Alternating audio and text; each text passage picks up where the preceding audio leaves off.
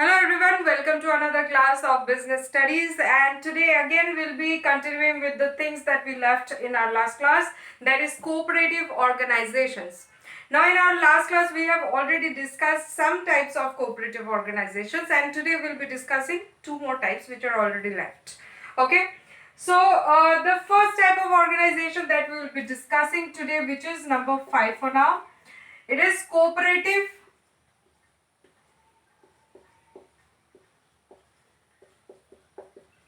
farming society. Farming society. Now, cooperative farming society basically means a society that is created by small farmers, you can say, who seek, you can say, upgraded machines for farming or harvesting or such, means you can say high end mechanized farming. For doing such things, they come together so that they can get the benefit of mechanized farming. Now it is not possible for most of the farmers who are specially because in farming there is less money and lot of hard work required, right? So that's why it does not become possible for them to purchase a tractor by themselves sometimes, or some harvesting machineries that we get nowadays, or you can say haystack cutting machineries, or there are many types of machineries that can be used in farming as well. So it is not possible for one farmer by himself to purchase such machineries. So in that case, they do what? They may come together, some farmers may come together and open a cooperative farming society. So if they open a cooperative farming society, then they will be investing their own money there, and they will be purchasing some high-end machines for farming, and they can share it whenever they need. Okay, so that is the main purpose of opening a farming society. It is not to you can say mobilize money. This kind of society is not for mobilizing money, it is for this purpose only. Okay, so what benefits does it give? Yes, definitely it gives benefits of mechanized farming, which I said, mechanized farming.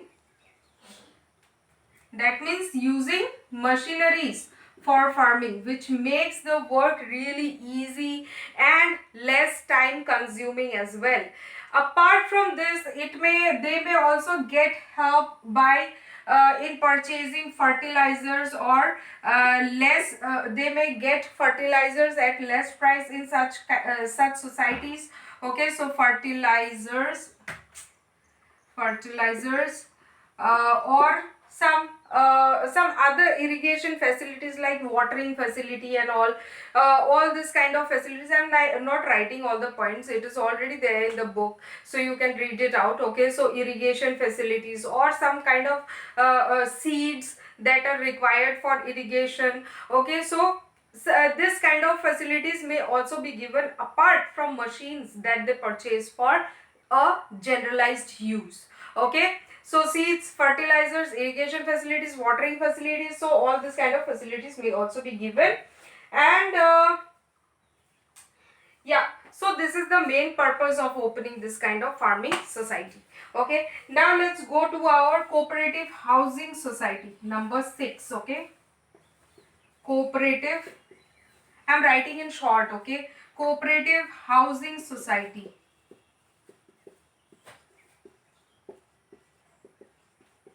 So as the name itself suggests that it will be something related to housing, right? So this kind of societies are basically open to help people purchase a house for themselves. Okay, so this kind of societies, basically the members of this society come together, invest money, and the members of this society may take help of such money in purchasing the house. Now monetary help will also be given as well. As in this kind of societies, they may also help them find a perfect place for themselves, because especially in urban areas it is very difficult to find a house or purchase a house, especially in the urban areas, or you can say the metropolitan cities where population is really high and there is high demand of houses. Okay, so this kind of societies, the members of these societies will also help the others in finding a better place in their budget. So this is also one kind of help that they give, apart from giving loans or money at concession rates, at minimum rates. Okay, so yes, this kind of facility is given in this kind of societies. And then yes, they may also provide, here it is written that providing civic amenities such as roads, parks, streets, parking, etc.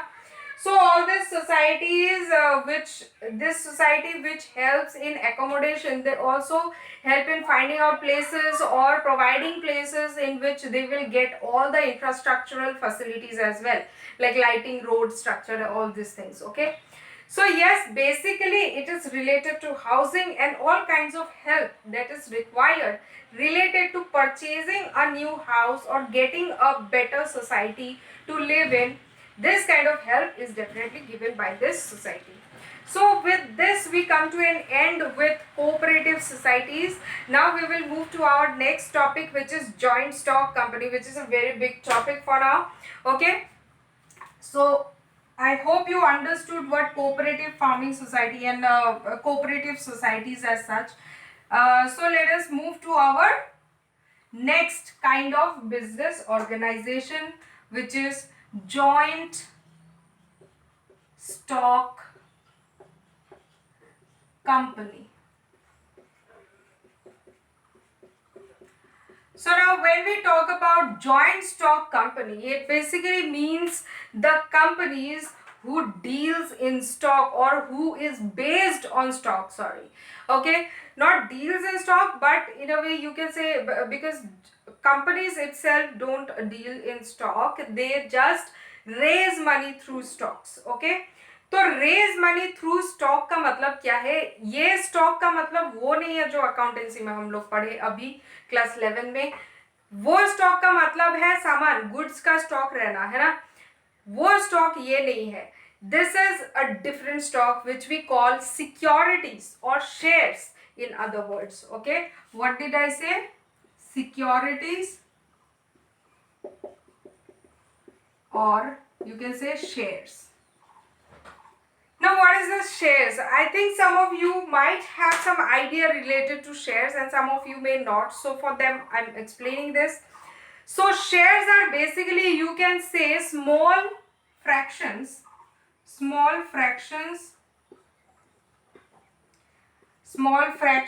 of a company's capital.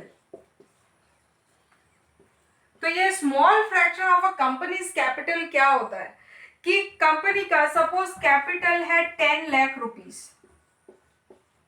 अभी इसको हम लोग छोटे छोटे fractions में divide कर लेंगे से ₹100 ईच। ठीक है, तो छोटे छोटे फ्रैक्शंस कितने के हैं? 100 रुपए के। तो ये डिवाइड करके हम लोगों को कितने मल्टीपल्स में हम लोगों ने डिवाइड किया इसको? 0 0 कैंसिल, तो 10,000 फ्रैक्शंस में हम लोगों ने डिवाइड कर दिया, है ना? तो ये जो 10,000 मैंने अभी निकाला, ये क्या है? सपोज शेयर्स है। ठीक है, तो अपना जो कैपिटल है पूरे कंपनी का, उस कंपनी को छोटे छोटे लॉट्स में डिवाइड करके उसको बेचना मार्केट में, ये होता है शेयर्स। ठीक है, अभी शेयर्स बेसिकली एक पेपर होता है, या फिर वो था, अभी कोई पेपर वेपर नहीं होता है अभी, क्योंकि सारा कुछ यहाँ पे डिजिटल हो गया। तो पहले जो शेयर्स होते थे वो बेसिकली बॉन्ड पेपर्स टाइप के पेपर्स होते थे जो मार्केट में सेल किया जाता था। ठीक है, अभी एक एक शेयर का प्राइस डिपेंड करता है कि कौन सी कंपनी अपने शेयर्स को किस प्राइस में बेचता है, या फिर उसका नॉमिनल वैल्यू क्या है, वो कंपनी पे डिपेंड करता है कि कंपनी क्या डिसाइड करता है। बाद में जाके उस शेयर्स का प्राइस मार्केट में मार्केट के डिमांड के हिसाब से वो मोल्ड होता रहता है, चेंज होता रहता है। ठीक है, तो उसके बारे में बाद में बात करेंगे। तो अभी के लिए हम लोगों को क्या समझ में आया कि कैपिटल का जो स्मॉल छोटे छोटे लॉट्स में डिवाइड कर देते हैं और उसको बेचते हैं मार्केट में। अभी ये बेचेंगे क्यों? सपोज मैंने अपना बिजनेस चालू किया, अभी मेरे को चाहिए 10 लाख रुपीस, ओके, पर मेरे पास 10 लाख रुपीस नहीं है। सपोज मेरे पास 2 लाख रुपए है खाली बिजनेस चालू करने के लिए, ठीक है। तो ये क्या है, मेरा अपना पैसा है, my own money which will be my capital, right, capital investment in the business. Now I have only 2 lakh but I need 10 lakh rupees to start my business. I don't have that money, so where will I go? Maybe I'll go for bank, right? Bank से क्या ले लेंगे, loan ले लेंगे। कितने का loan ले लेंगे, सपोज 4 लाख का लोन ले लिया मैंने, उससे ज्यादा बैंक मुझे अलाउ नहीं कर रहा है लोन लेने के लिए, ठीक है। तो मेरा कितना लाख का जुगाड़ हो गया, 6 लैक्स हो गया। अभी ये 6 लाख तो जुगाड़ हो गया, बाकी और 4 लाख चाहिए, कहां से लाएंगे, है ना। तो उसके लिए हम लोग क्या कर सकते हैं, हम लोग शेयर मार्केट में रजिस्टर कर सकते हैं अपने आप को, ठीक है। अभी उसको रजिस्टर करने का बहुत लंबा प्रोसेस है, तो वो हम लोग बाद में डिस्कस करेंगे, फॉर्मेशन ऑफ अ कंपनी में अपना वो भी डिस्कस किया हुआ है, ठीक है।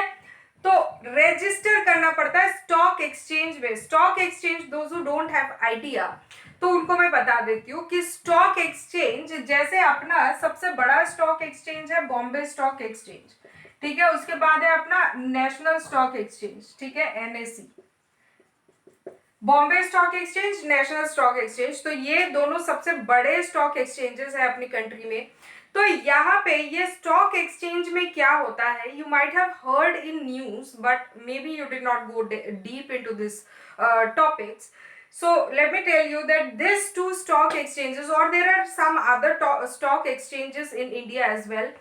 So वो stock exchanges में क्या होता है कि यहाँ पे stocks का exchange होता है, ठीक है। stocks मतलब क्या, shares या फिर securities। तो अलग अलग टाइप के सिक्योरिटीज बहुत सारे होते हैं जो कंपनी बेचता है मार्केट में, बेच के पैसा लेता है। सपोज मेरी कंपनी है तो मैं अपनी कंपनी के शेयर्स किसी को भी बेच सकती हूँ, ठीक है, बेच के मैं उनसे पैसा ले सकती हूँ। तो अभी ये शेयर्स बेच करके या फिर शेयर्स खरीदेंगे क्यों लोग, क्योंकि कोई भी इंसान जब शेयर्स में इन्वेस्ट करेगा तो इन रिटर्न मैं उसको क्या दूंगी, प्रॉफिट दूंगी, ठीक है। जैसे हम लोग बैंक में इन्वेस्ट करते हैं तो बैंक हम लोगों को क्या देता है, इंटरेस्ट देता है ना।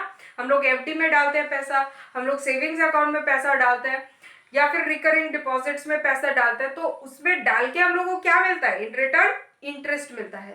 तो सेम वे जब कोई भी इंसान किसी भी कंपनी के शेयर्स पे इन्वेस्ट करेगा तो इन रिटर्न उनको मिलता है प्रॉफिट, इंटरेस्ट। तो यहाँ पे क्या हो रहा है कि हम लोग बैंक में जैसे पैसा डिपॉजिट करते हैं वैसे डिपॉजिट नहीं कर रहे, बैंक में क्या कर रहे हैं, किसी कंपनी के हाथ में पैसा दे रहे हैं, ठीक है। तो वो कंपनी क्या करेगा, इस कंपनी ये कंपनी पैसे को यूज करेगा, अपनी कंपनी में इन्वेस्ट करेगा, अलग अलग स्कीम्स में इन्वेस्ट करेगा, करके इन रिटर्न प्रॉफिट देगा, ठीक है। तो यही पर्पस होता है कि शेयर्स परचेज करके लोग पैसा देते हैं टू द कंपनीज, ठीक है। तो अब ये स्टॉक एक्सचेंजेस जो है ये क्या होता है, मार्केट होता है, ठीक है। ये मार्केट में सारे शेयर्स और सारे सिक्योरिटीज, अदर बहुत सारे टाइप के सिक्योरिटीज होते हैं, तो वो सारे सिक्योरिटीज जो है इस मार्केट में सेल होता है, ठीक है। सेल भी होता है और फिर से परचेज भी होता है, क्योंकि अगर सपोज मैंने किसी कंपनी का शेयर परचेज किया है, उसके बाद अगर कुछ दिन बाद मुझे वो शेयर रखना नहीं है या फिर उसको उसमें इन्वेस्टमेंट रखना नहीं है क्योंकि शायद मुझे लग रहा है कि लॉस हो जाएगा, तो मैं क्या कर सकती हूँ, उसको फिर से मार्केट में बेच सकती हूँ। तो ये जो परचेज एंड सेल, जैसे हम लोग मार्केट में जाते हैं तो हम लोग क्या खरीदते हैं, सब्जी वगैरह बाकी सारे सामान खरीदते हैं ना, तो सेम वे ये मार्केट में शेयर्स ही बिकता है, सिक्योरिटीज ही बिकते हैं, ठीक है। तो ये बेसिकली मार्केट है जहां पे शेयर्स परचेज एंड सेल के लिए इस मार्केट को खोला जाता है, ठीक है। अब ये मार्केट में क्या होता है, शेयर्स और सिक्योरिटीज परचेज एंड सेल होता है।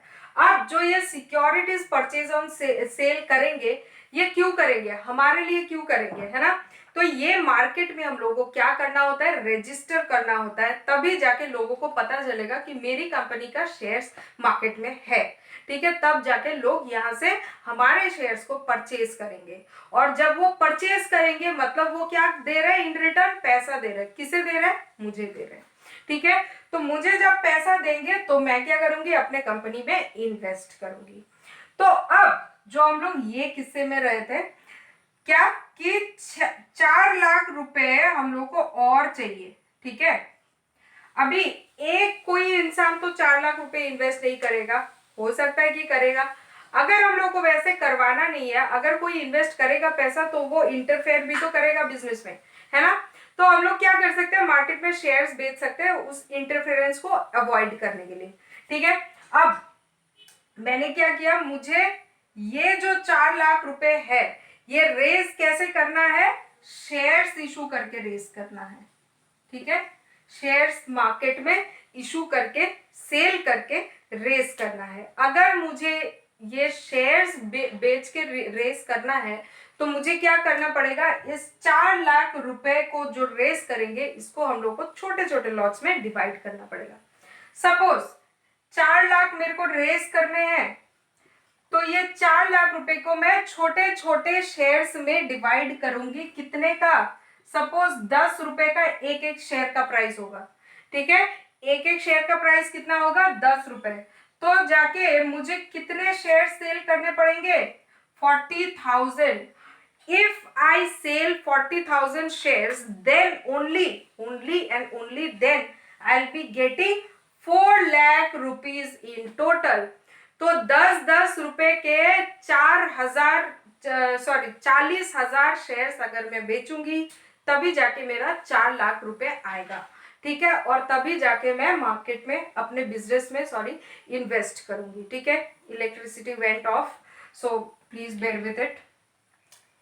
So this is how this shares work and this is how we invest or we raise our money through securities। तो shares भी बोला जाता है, securities भी बोला जाता है। securities basically overall बोला जाता है क्योंकि और भी बहुत सारे टाइप के securities होते हैं, तो वो सारे सिक्योरिटीज भी हम लोग मार्केट में सेल करके पैसा रेस कर सकते हैं।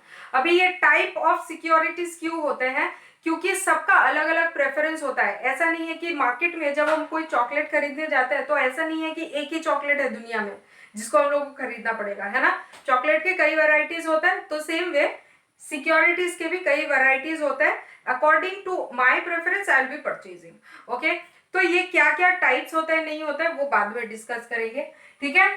तो बेसिकली मैं आपको समझा रही थी नाम की जॉइंट स्टॉक कंपनी क्यों लिखा हुआ है, क्योंकि यहाँ पे जितने लोगों ने मेरे कंपनी में इन्वेस्ट किया हुआ है वो सारे क्या है, शेयर होल्डर्स बोला जाता है उनको, ठीक है। जितने भी लोग मेरे शेयर्स खरीदेंगे उनको क्या बोला जाता है, share holders.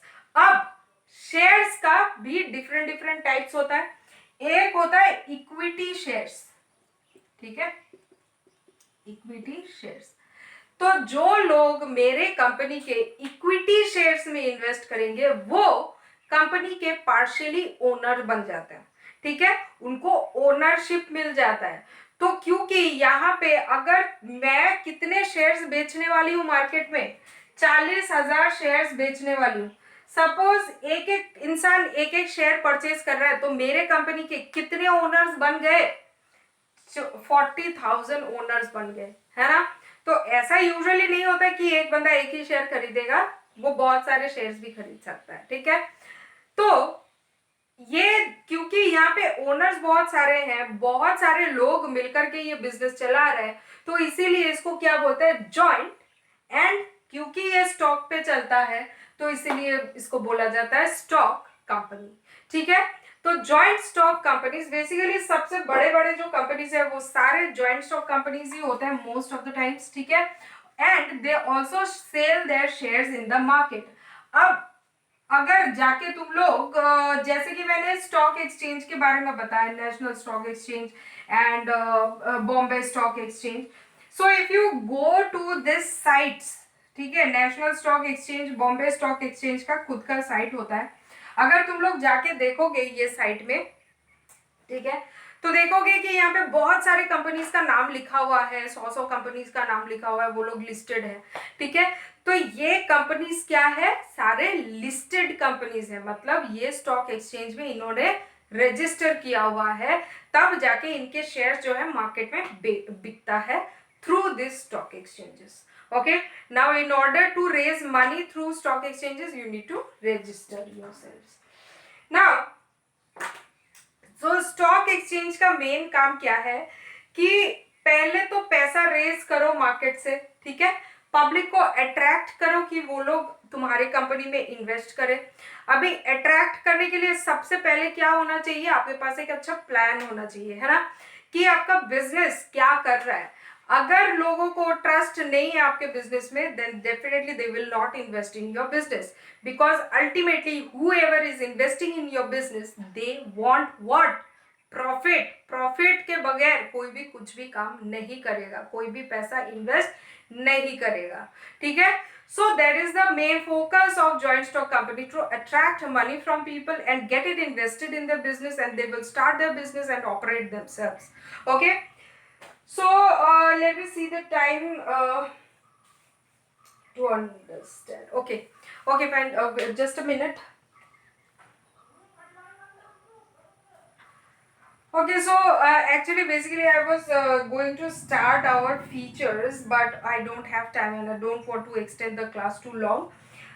So next day we will be discussing more features of joint stock company. I hope you understood this joint stock company की कंपनी का मतलब क्या होता है. तो कंपनीज बेसिकली ऐसे ही होता है जो दूसरों के पैसे से चलता है और खुद के पैसे से भी चलता है. खुद का पैसा तो इन्वेस्ट करना is very important in the company. If you are not investing, मतलब अगर आपको अपना ओनरशिप बिजनेस में रखना है तो मिनिमम 51% आपका ओनरशिप होना चाहिए, अदरवाइज यहाँ पे रिस्क होता है बिजनेस टेक ओवर हो जाने का, ठीक है. So that's why this definitely, if I am opening my business, I will try to keep maximum stake into my business, but other than that I can definitely raise money from the market. So that's why they are called joint stock companies. Okay, so thank you so much, and next class we will be discussing the features. It is a very important topic, and we will you will definitely find it interesting. Okay, thank you so much.